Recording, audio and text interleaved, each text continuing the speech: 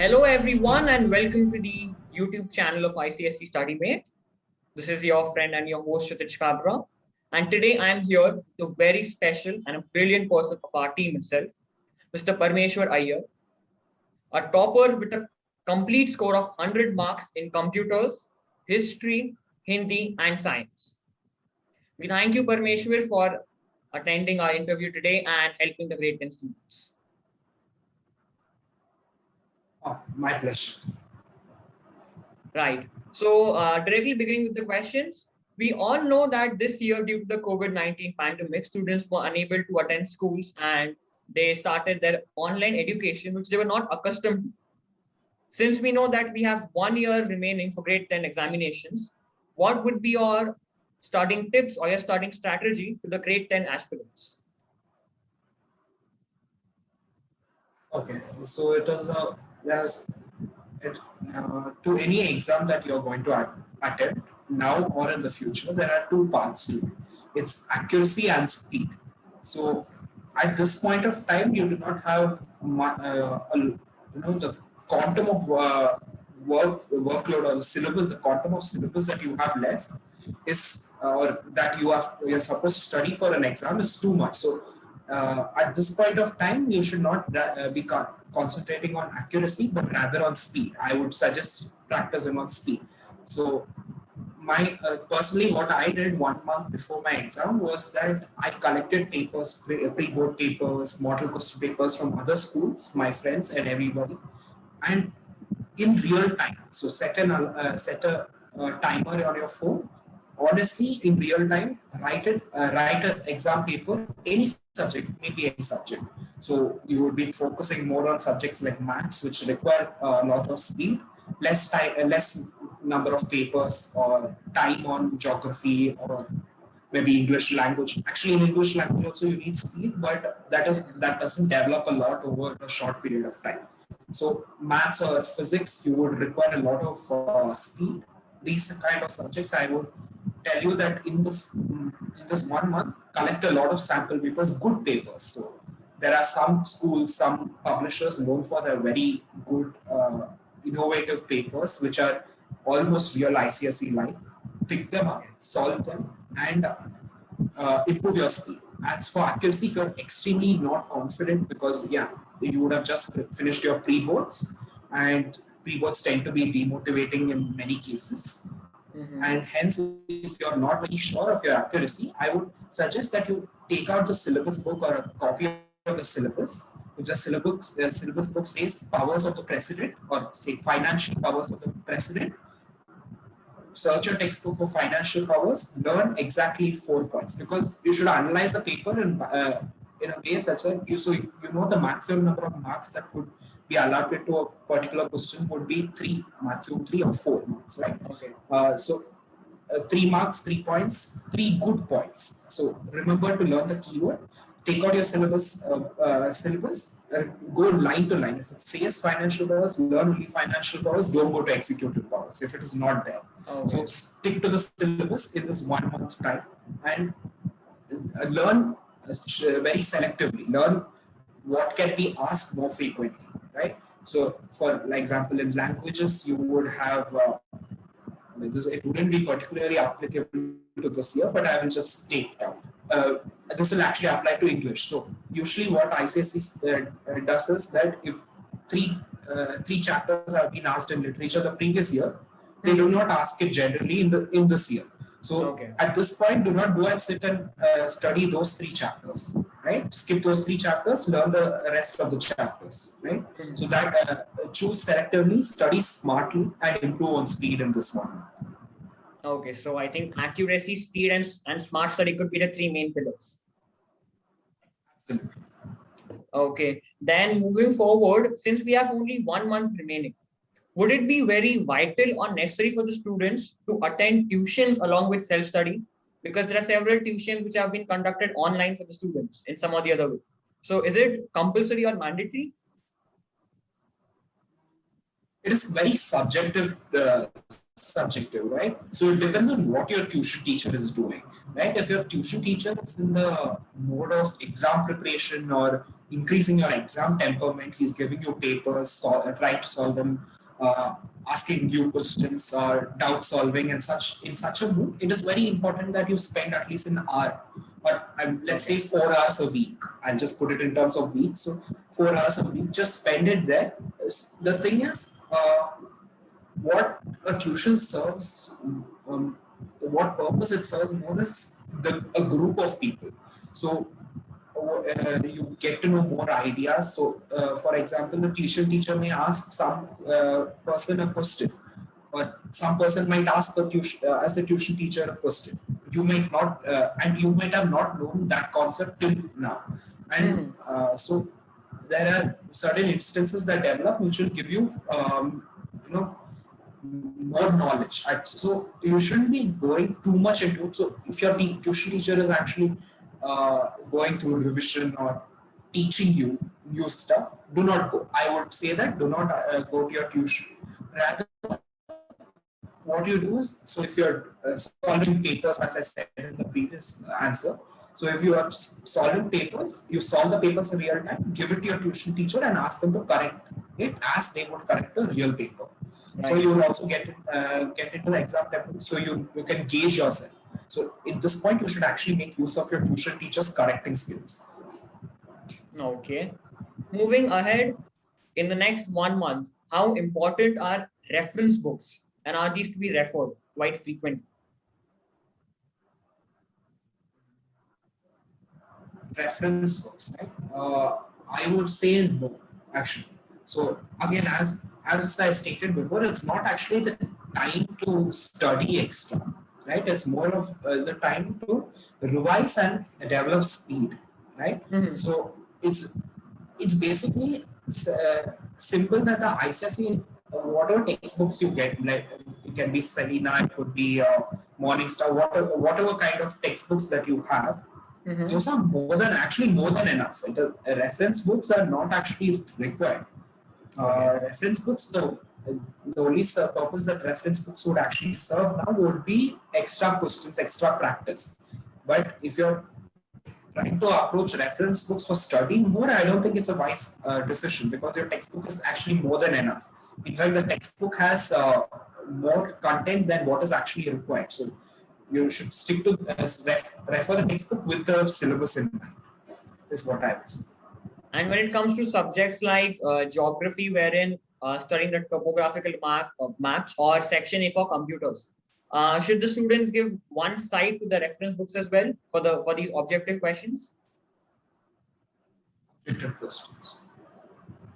For topography, a reference book would help you drastically. So you get more practice and stuff. As for theory, I would suggest do not do it at all. For the political map, I would say, so you get sample papers on the ICSE website, right? In the sample papers, you would see that in the last page of a geography sample paper, they would have given you a map. That is the typical map that you will be getting in your exam. In many schools, what happens is they do not give that map. Rather, they give a random India map. It could be a very perfect map, or it could be a very distorted map. In many schools that they give for practice in their exams. But this particular kind of map, political map that they give in the ICSE paper is different. So take out that. So just take a printout of only that sheet. Take as many copies as you can. Pick out random places from your syllabus that you're supposed to mark. Your syllabus specifies these places that you're supposed to be getting. Pick out 10 random points, plot it on the map, check it out with your textbook, correct them, and keep doing that. So for political maps, so that you develop the temperament, you don't get shocked by seeing a new kind of map. So the best advantage that any student could have in an exam hall is familiarity with the exam paper. So for many people who are writing ICSE papers now, for them it would be probably very intriguing to see the ICSE booklet.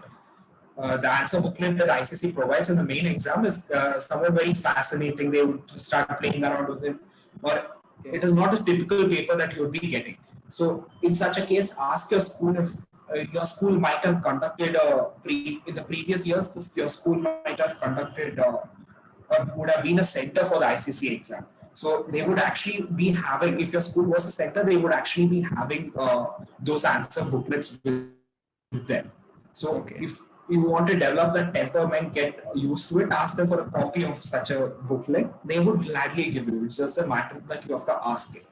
So ask them, check out the maps, be very familiar with with what you're writing. The exam temperament must have increased. As for computer, I don't think there are many good books that provide material for section A. Especially section A, there's not much material available. So a better thing would be just picking out sample papers, other schools' midterms or pre-board papers and solving them. I mean, they have been doing the same thing for the past in 9th and 10th. The similar pattern has been continuing. So it's rare. Do not go for reference books or and the best advice I could give you is do not go and buy new books now. It is just a waste of money and time. So rather pick out old papers from friends, collect material from friends and other people around you. Do not refer textbooks because at this point you'll have to increase speed. So simultaneously practice with attempting papers in real time. Okay. And I think from your answers, we clearly understand that in the next 1 month, we should look forward to attempt more papers, right? So how important are the last year question papers, what we call as the last 10 years question papers? Okay. ICSE has a very good impression of similar type of pattern. Yeah, it has similar type of pattern, but not similar questions. You could argue that in subjects like geography, there would be repetitions, but you wouldn't find a repetition in a subject like, say, maths or physics or biology, right? You would find generally some pattern of question, and that pattern you must analyze. So when it comes to 10-year question papers, do not go too far behind. You hardly have a month. So when you're studying a particular subject, analyze the past 4 years of question papers because the syllabus has rapidly changed over the years. So it's changed once in 15 and then again in 17 and again in 20. So do not go into all the 10 years. It would help in subjects like maybe English paper 1, but not in most subjects that an old paper would help. So those 4 papers that you see, your actual work there is to analyze a pattern. So, and this is very subjective to an individual. So you can't explain how analyzing helps you on a video. But rather when you open and start reading, you see the patterns between 2 or 3 years. You actually at one point can analyze and think which chapters would come or what kind of questions would come in this year. So go through the last 4 years, maybe from 16 to 20, right? You wouldn't have lots of papers at 20, 16, 17, 18, 19 should do it. So, and some papers of 20, you will get them.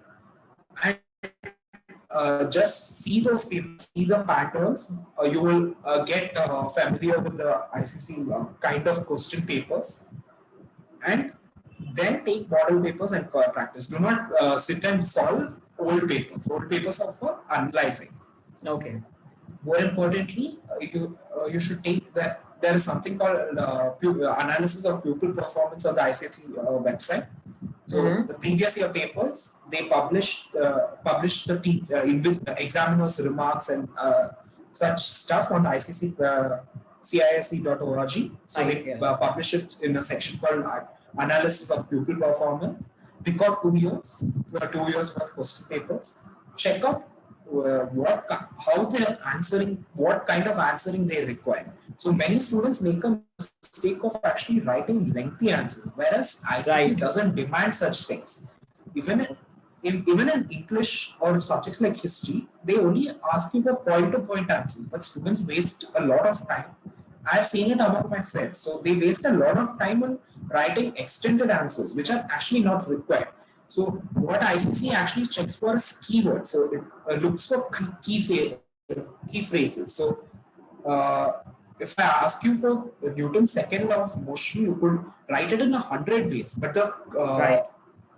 key phrase there is that key phrase is that force is always equal to the rate of change of momentum. So that is Newton's second law. So you could write it in 100 ways, but that key phrase must be there. That is the gist of it. Right. So you should actually, in that, they will give you sample answers, and also they will give you the general mistakes made by students. Those are very important. So once you see the general mistakes made by students, and also examiners' remarks to a particular question. So read all of those. Don't go to too many papers. Just read one or two paper of like that. Read the examiner's remarks, read the common mistakes made, read the kind of answers that they are expecting. It's very short and concise that they are asking for. Okay. Read those, analyze those, and then start solving and practice. Right.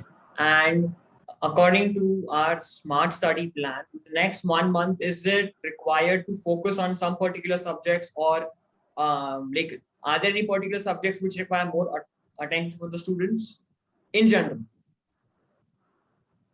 Yeah, in general, I can't say it's obviously can't say it is subject to people find different subjects interesting and different subjects more. Right. So in general, I would say your English marks carry a lot of weightage in your ICSE's paper. English paper 1 in general is set to be at a difficult standard and is also corrected in a very difficult way. So it's a very strict correction for English paper 1 as compared to other subjects which are very lenient in correction. Okay. So I would say that you spend time on developing the way you answer in subjects like English paper 1. So English language, English grammar, you will have to spend a little time in developing your writing skills. So for example, in an essay or in a letter, so many people, when they write formal letters, in fact, they tend to extend the letter, but formal letters do not require to be extended. They are supposed to be concise. So learn how to write. Formal letters are supposed to have good phrases. They are not supposed to be complicated language, but yet good words. Words of standard, but not too complicated. You do not need to go Shashi Tharoor level, but you also do not need to go very low on your standard of English. You have to maintain a very good classical language, be very concise and write. And you will have to, there must be logical flow. For essays, your essay must have a logical flow. If you're writing an argumentative essay, you can't go from point 1 to point 5 and then come to point 3. There must be logical flow. There should be flow of thought. Your train of thought should be very clear. You shouldn't confuse your examiner. When it comes to subjects like mathematics, you will have to spend a bit of time in gaining your speed and accuracy. Mathematics is very much mathematics must be a delicate balance between speed and accuracy. If you concentrate too much on accuracy and not much on speed, you sit in one problem, make rangolis around the problem, beautify it, write down everything, and in the end you are not able to attempt 20 marks, it makes no sense. But rather, if you go full fast, complete your paper in an hour or so, and then end up getting 20 marks wrong because you just were careless in your attempt to be very fast, it also doesn't make sense. You must strike a delicate balance between both. Maintain your accuracy, but also do not wait for too much time. Some students tend to make the paper very beautiful, very excellent presentation. It doesn't matter. Honestly, it doesn't matter. Your presentation must be legible and clean, organized. That's it. Right. You shouldn't scratch your entire paper. You shouldn't have more scratches than words on your paper. But you shouldn't make it too beautiful and waste time on that also. So I would also suggest a very important point I would try to suggest students is that in papers like English or mathematics, in the first few 4 or 5 pages, what I would suggest you to do is you could slow down your speed so that you get into the exam. It's something like a warm-up. So slow down your speed, write down very neatly in the first few pages do not go too slow also, but write down a bit slowly, neatly in the first few pages, so that the examiner that is seeing is actually impressed by your first 2-3 pages. So he says that, okay, this child is very nice. He has made many. The first impression is very important. So in subjects like English, where the marking is very subjective. So first few pages, oh, it's very beautiful presentation, nice. The student knows very well. The examiner is in a good state of mind. Later on, you can go a bit shabby. Do not go illegible, but you can cut down on your paper's attractiveness and rather on content, right? So in the next pages, make it just legible. Just legible is what you are supposed to do. And when it comes to sciences, spend little more time on catching key phrases. In definitions, do not learn the definitions by heart. You will never, by the time you reach the examination hall, you will forget it. But rather pick out the key phrases, understand what they mean, and go on. Science is the same. It is over the 3 subjects, it's the same thing. So understand the key phrases, key concepts. So the paper is not very of a set kind of question. So they may ask you to arrange in order of increasing atomic size and give you random elements, right? In chemistry, they may give you random element. So you can't learn for each and every set of element that you will have to arrange and so and so. But rather the concept of why or how you have to arrange it in increasing order of atomic radius or so. So grasping a concept is very important. Do not stick to studying particular questions, but rather pick out the concept, frame a particular question in your head. So if you understood a concept like electrochemical series, preferential discharge of ions, so you learned, okay, this is how it works. Prepare a random question in your head. Prepare your own question. Think that, make a logic of your answer that you give to your own question. And then you're done. Because once you can answer your own questions, you're more or less prepared for the exam. When it comes to subjects like history and geography, social, do not spend too much time on it, right? It doesn't carry a lot of weightage, and moreover, it's a very easy subject because the syllabus is very defined. Okay. Right. So learn exactly for every given thing. Learn if, again, as I said, if it is powers of the judiciary or something like, say, advantages or benefits given to a judge or whatever it can be, or structure of a federal system, learn 4 points, because at max your paper is going to ask you for just 4 marks. So 4 marks, 4 points, 4 good points. Yeah. Right. So at this point, you shouldn't study, you shouldn't bother about content of your content that you learn. You should rather start approaching it in an exam point of view, right? So 4 marks, 4 points, that's a maximum that I'll have to write, that's a maximum I'm going to learn. Because they're not going to ask for more. In subjects like computer, it is too late. If you have not prepared well, it is too late to study. And the computer paper is much on intellect and less on theory. So at this point, all you can do if you're not very good in computer is start practicing programs. 60 mark is for you. So, right. Or if you're not very good with theory, do not sit down and try for theory a lot. There's not much time left. Start preparing for programs. Learn a lot of programs. There are very basic kind of programs, some building kind of programs, some pattern printing kind of programs, some programs based on arrays. Pick out old questions, try solving them, master those programs, get your 60 marks and go. Right? It's too late for subjects like computer. English, develop on speed. There's something interesting that I would say for English paper 1.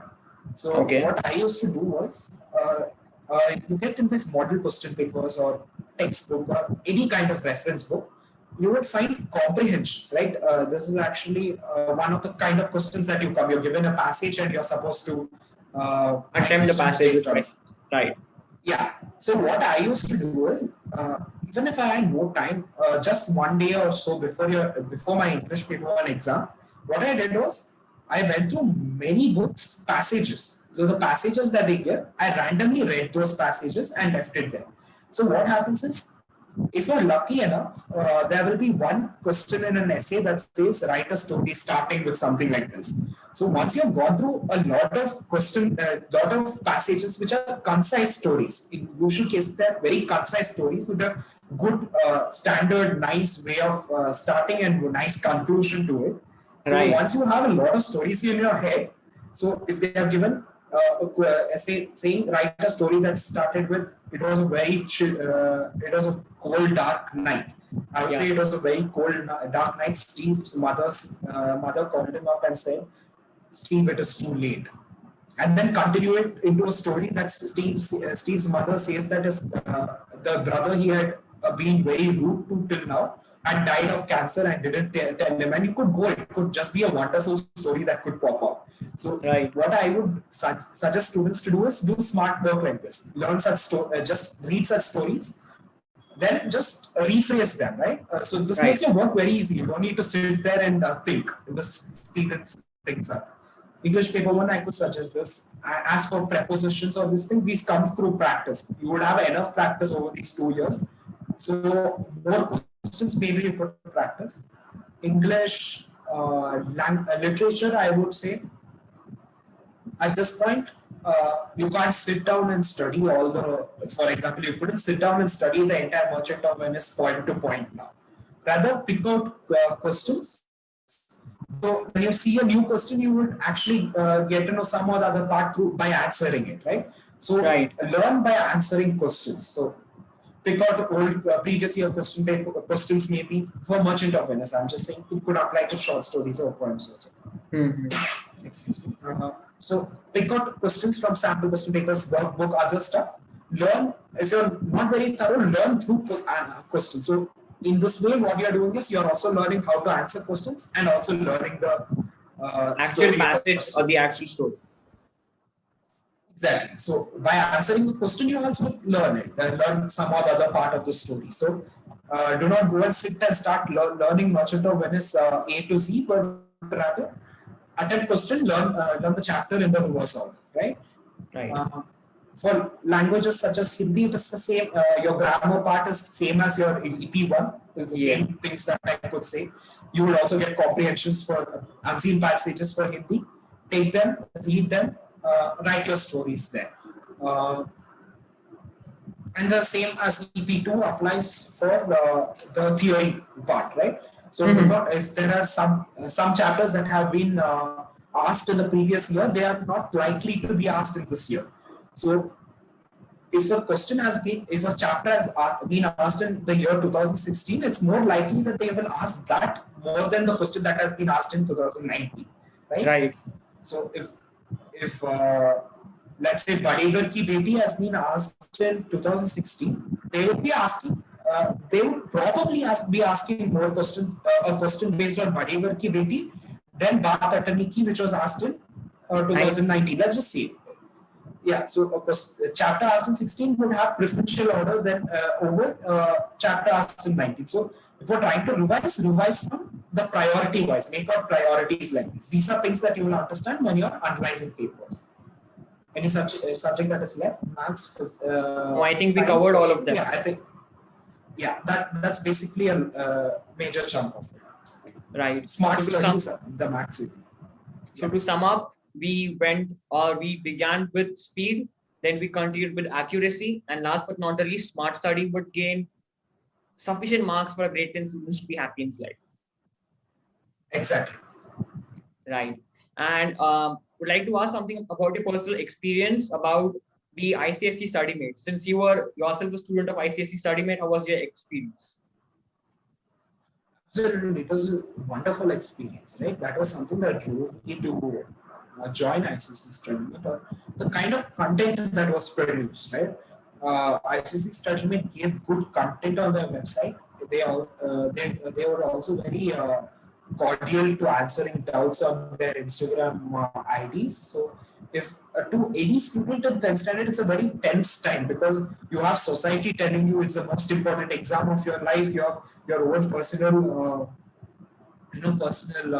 wishes that you exceed extremely well, you live up to the expectations of yourself and your family. There are lots of things going through your mind and there is lots of tension. So at a time like this, you would have, even if the doubt was extremely simple, you would still start fearing it. So it could be a very simple doubt like A for alphabet, but uh, it is at that point of time you would find it to be a very big doubt. So at such a point of time, it happened to me also. At that point, ICSE study mate helps. It helps a lot. So answering doubt within a day, it helped a lot. Guidances. They gave out timetables, right? They gave out a lot of timetables for preparing strategies. So these things helped a lot.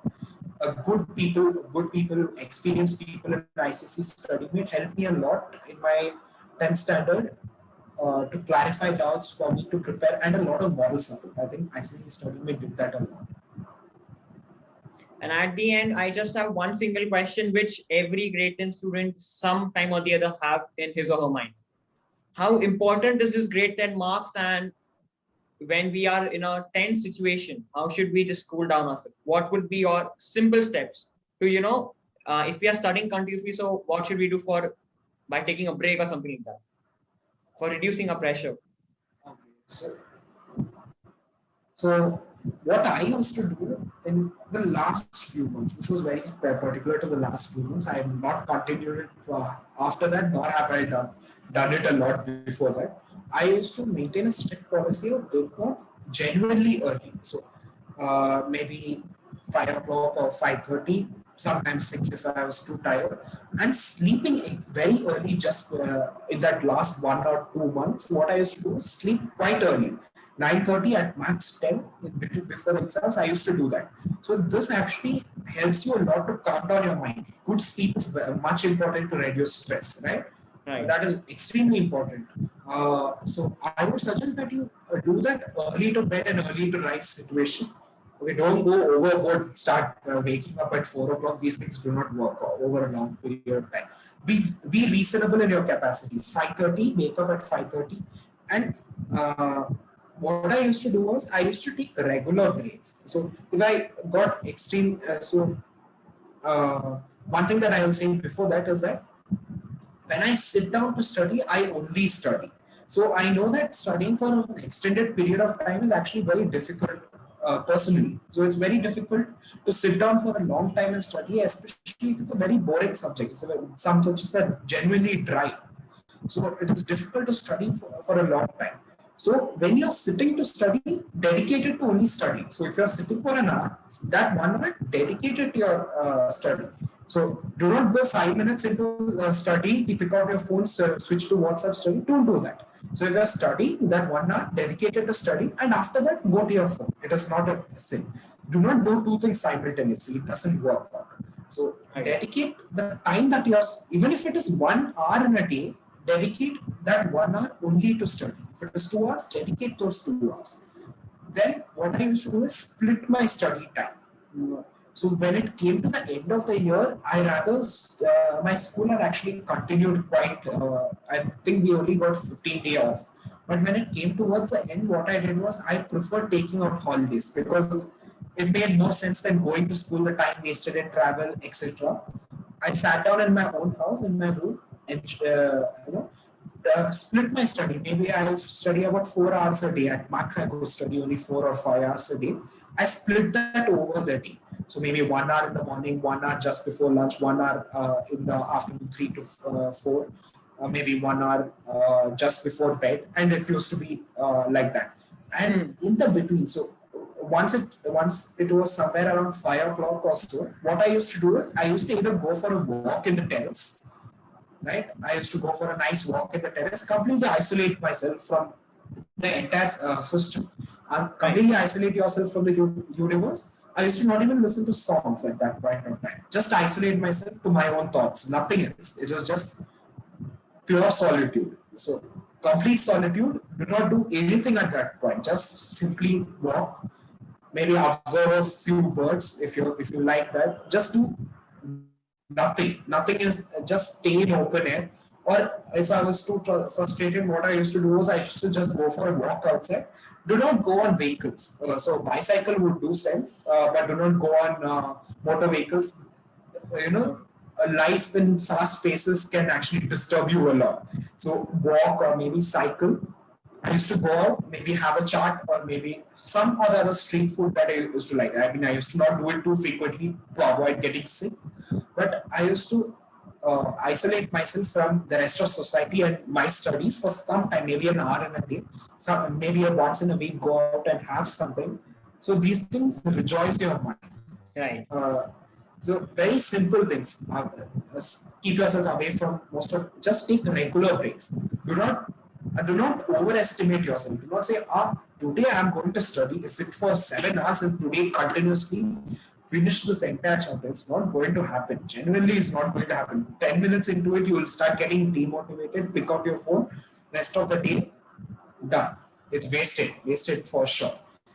Rather, if you say, okay, 1 hour I will study, promise of that 1 hour, sit for that 1 hour, finish that 1 hour. Right. That is, keep reasonable goals. Goals should always be reasonable. Do not go overboard. Yeah, that's actually the max I can give you. Thank you so much, Parmeshwar, for attending our meeting. My pleasure. Thank you so much for your comments, your reviews, and your help for the grade 10 students. It was an amazing time, and I think all of us have learned some valuable information from this. And if we implement, we can definitely score as good marks as you have yourself scored. Thank you so much. Thank you. I wish that you get good marks. Thank you. Thank you. So with this, we'll take your leave. Once again, good luck to all of you for upcoming examinations. Stay focused, do not tense, and all the best.